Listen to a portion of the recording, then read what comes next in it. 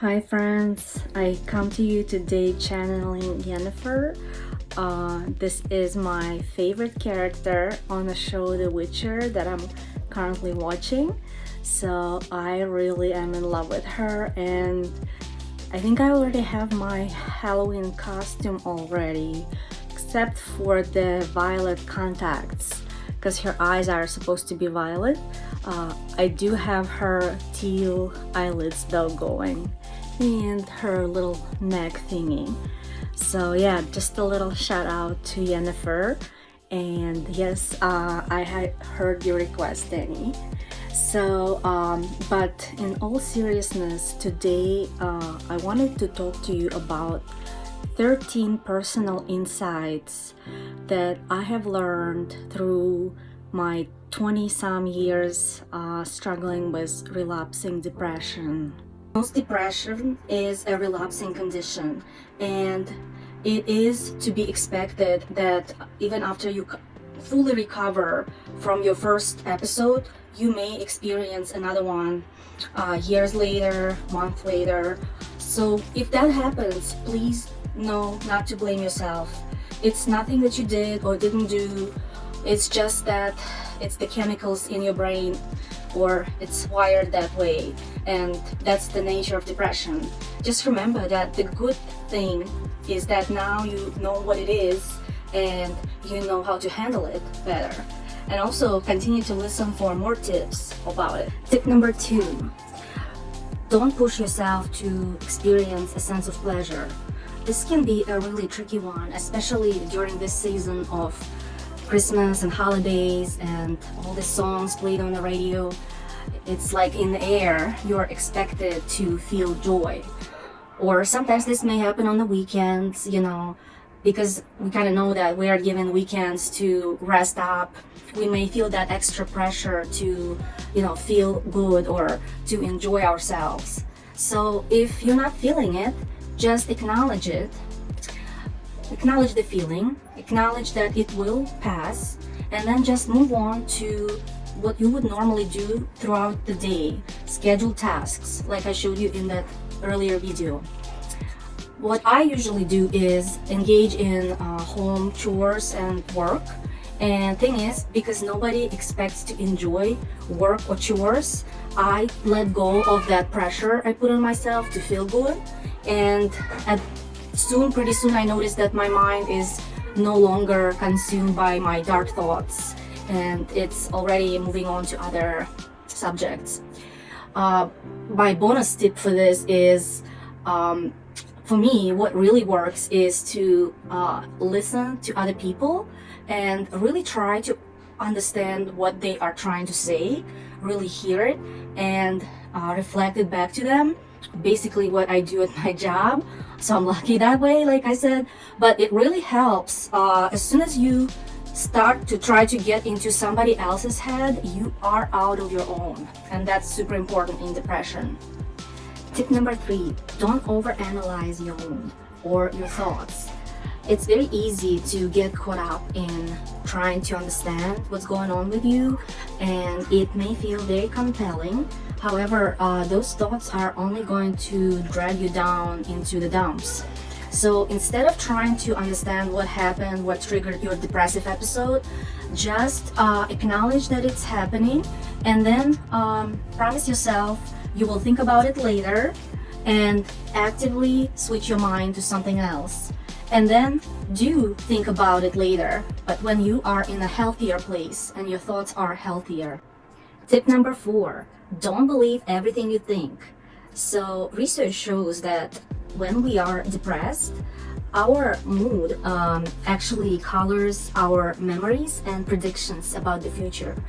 This phenomenon is called mood-dependent memories or context-dependent memories and predictions. So in a depressive state, your memories will line up with your mood, and the only things you will be able to remember are those that are exactly in the same modality. So your life will seem like an unending series of sad, bleak events with no happy memories. It's just that in that state, with all those lack of serotonin and dopamine and norepinephrine, our brain cannot access any happy memories. And same thing happens with predictions of the future. When we're depressed, we can only see our future as one really bleak, dim, desolate story, and our problems will seem like there are no solutions to them. And a lot of you know that when you are finally out of that depressed mode, a lot of the issues we were so worried about seem so tiny and insignificant. Or sometimes, you know, how certain things just seem to miraculously resolve themselves a lot of the times. Tip number 5, create a happy moments journal. You might remember that I had a video about this earlier. This is one of the most important elements for me in coping with my depression. And it's very much related to the previous item I was talking about. Since our mind cannot access happy or optimistic thoughts, not even optimistic, realistic thoughts or memories or predictions, when we're depressed, we feel like it's always been that way. And that can make us feel really desolate.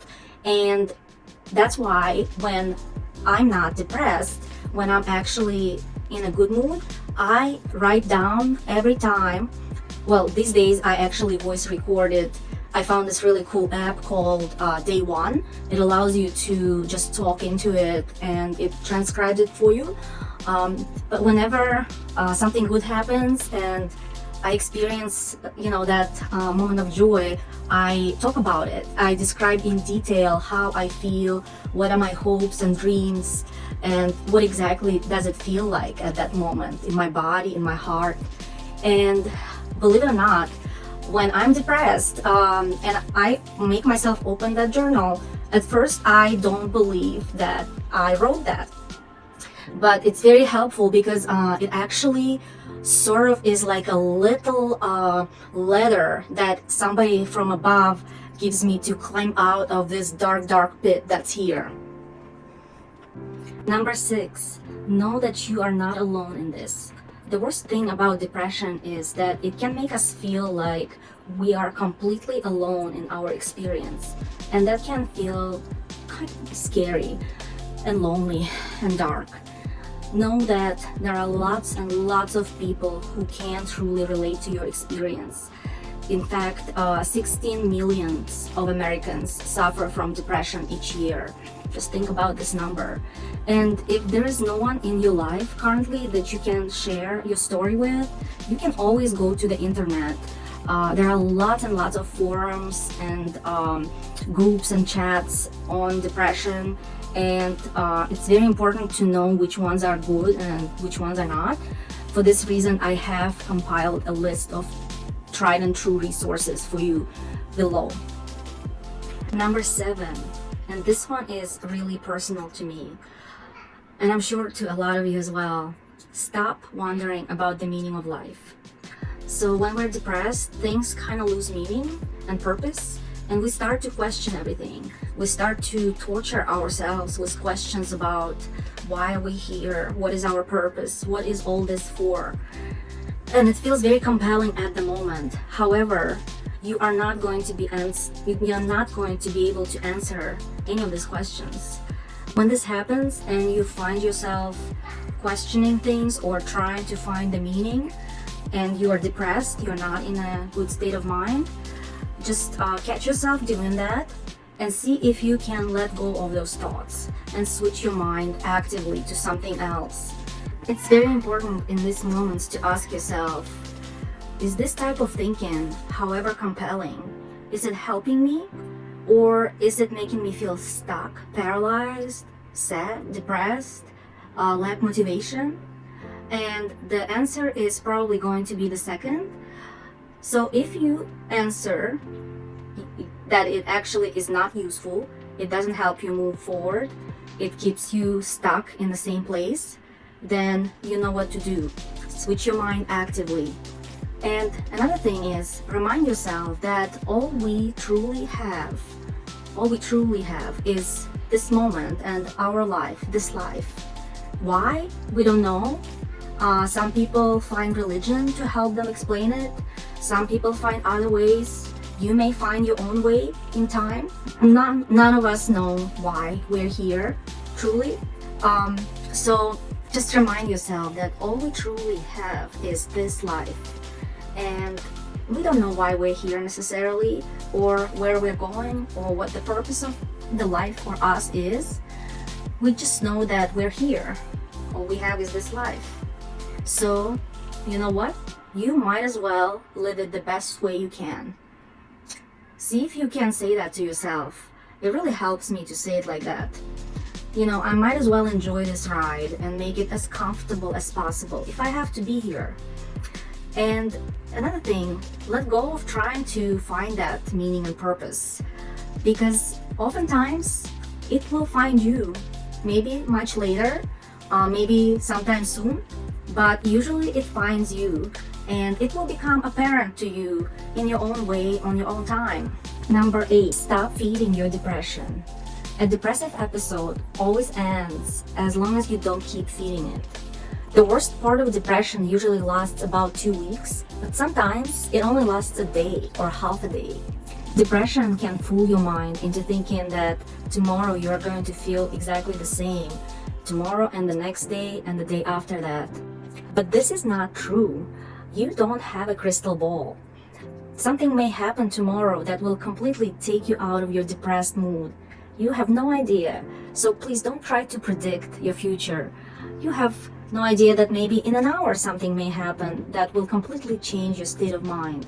Number 9, avoid ruminating about your wounds. So this is closely related to all others, but there's more emphasis. Please stop trying to think your way out of your depressive episode, because it was your thinking that brought you there in the first place. Whenever you notice that you are trying to think your way out of depression, catch yourself and then directly switch your mind to something else active. It has to be something unique and specific to you, but I'll share what works for me.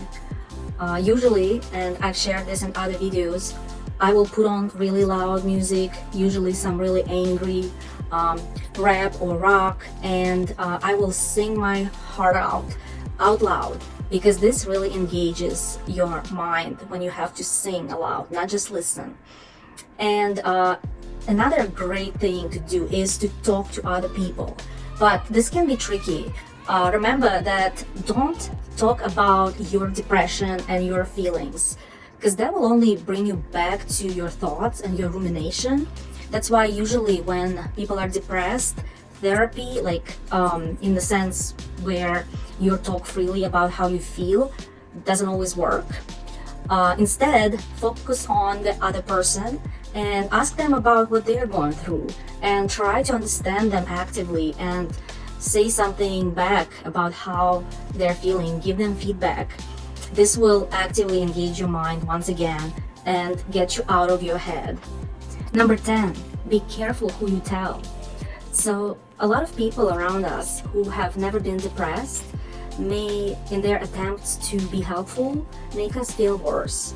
So I'm sure all of you have experienced at least one time when you shared with somebody that you were feeling sad or depressed, only to hear something like, "Oh, look, you have so much going for you," or "Your children are healthy and beautiful," or "Look at your life, you have so much going for you. I wish I had your life." This will only make you feel worse. It will make you feel like there's something inherently wrong with you. Why can't you appreciate all these great things? And then you get in your head more and you start to again run this commentary on why can't I appreciate my life. I would also advise to talk to people close to you that you have to be around the most, and explain to them about depression, that it's a medical condition, and what works and what doesn't.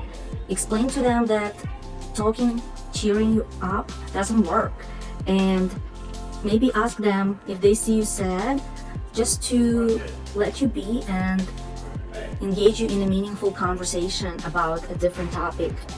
Number 11, there are so many tools and skills to use for depression. However, they work differently at different stages. So this tip is use different tools for different phases. So mindfulness is research proven to help us prevent depressive episode. However, when we are depressed, it's nearly impossible to practice mindfulness. So if you're feeling pretty stable and you're finally out of the woods with depression, that's a really good time to start practicing mindfulness, and this will help you prevent a depressive relapse.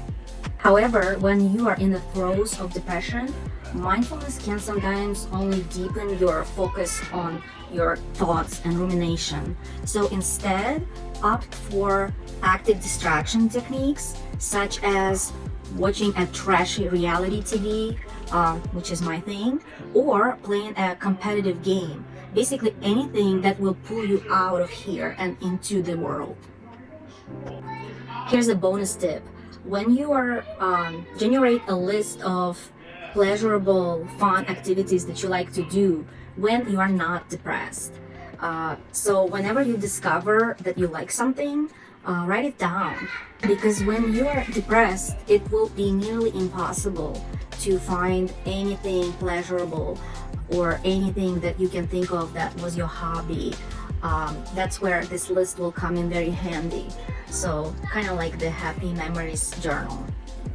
One very helpful activity for the time when you are in the throes of depression is cognitive behavioral therapy exercises. You can do cognitive behavioral therapy with a therapist, but you can also find a lot of useful information on the internet. And below I will list some good sites that provide education about how to challenge your depression-inducing thoughts, and with questions to ask yourself that will guide you out of that state of mind. Number 12, practice self-compassion, and I mean radical self-compassion. It may be very helpful to imagine that there is a part of you that is wiser and bigger, or maybe even a future you. Maybe it's a deity, maybe you can imagine Jesus if that works for you, or a parent or a parental part of you, and imagine that this wise part, wise and loving and compassionate part of you, or whoever you imagine, is actually soothing the suffering part of you. So this may be really funny, but for years I would, whenever I felt this way, I would put on Rihanna's remake of The Umbrella, and I would be imagining that me, a part of me, is singing this to my suffering me. So at the times when I would find myself really sad and lonely, I would just put a hard hand over my heart and imagine that I'm singing to myself this.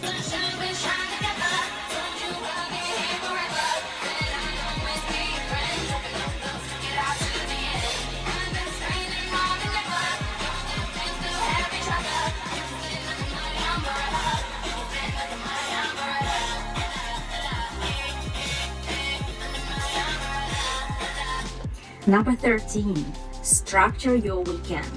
For years, the weekends were the worst dreaded time for me.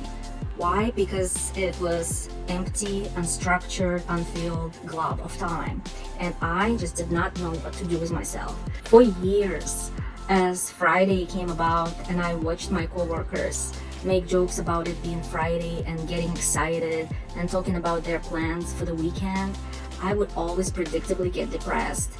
And just hearing them talk about it would make me feel isolated and thinking about what's wrong with me. Finally, after having the worst weekend of my entire life, which I spent 2 full days crying or sleeping, I decided that it was time to change. So I, from now on, have a very strict schedule for each weekend that I adhere to like it's a work day. And I always try to include activities for my mind, my body, and my spirit or my soul, so that I can make sure each part of me is being cared for. So here it is. These were some quick tips that I discovered that worked for me, and that I kind of had to fall many times to stumble upon. They might not work for you because your depression might be slightly different. But what do you have to lose? See if it works, and if it doesn't, you'll be one step closer to figuring out what does work for you. Please share in the comments some of your own strategies, maybe strategies you use for getting through the weekend, holidays, anything else that came to mind as you listened. You never know, it might really help somebody. Please hit subscribe button to join our family of recovery and healing, and also hit the notification bell below so that you can know when my next video comes out. Thank you very much for listening. I truly love and appreciate your support. Bye.